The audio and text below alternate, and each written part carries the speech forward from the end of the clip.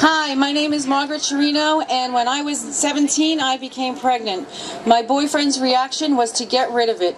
Although I had never heard anything about abortion, instinctively I knew it was a terrible thing. But being afraid to face my parents and scared to run away, I went to an abortion doctor. I was distraught and I was exploited and lied to by this doctor at my most vulnerable time and weakest time.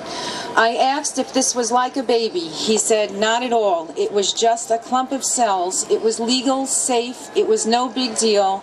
The problem would be gone, and he would fix this.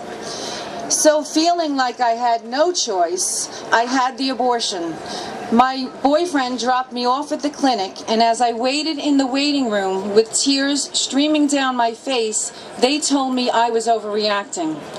When I got on that cold table with those bright lights glaring down at me, I felt like if I was going to die.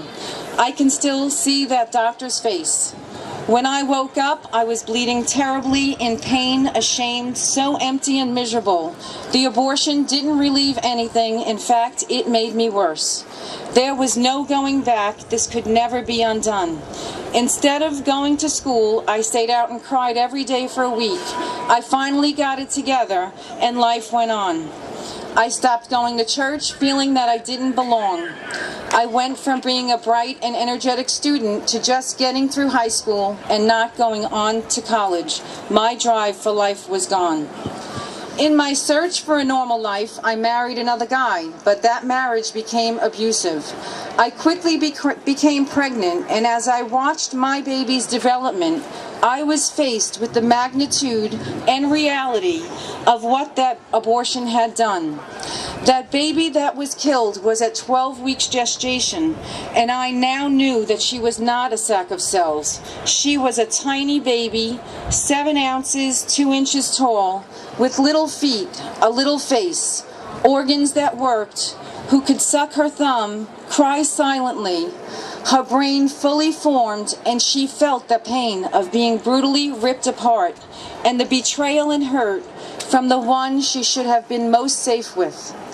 I felt I had no right to grieve. This was my own fault, so I had to keep the pain inside.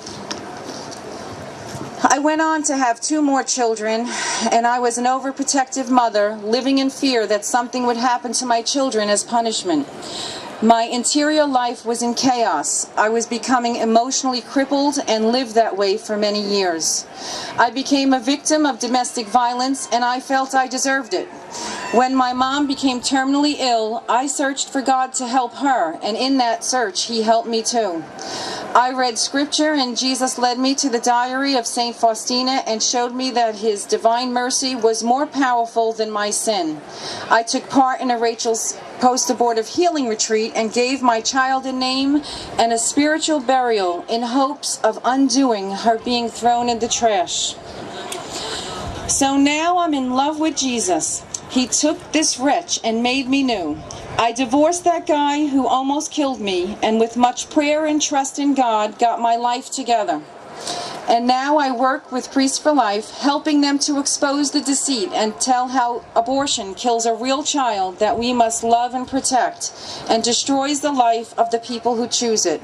Abortion is a dead end for everyone involved, and could never help a single soul. And that is why I am silent no more. Amen.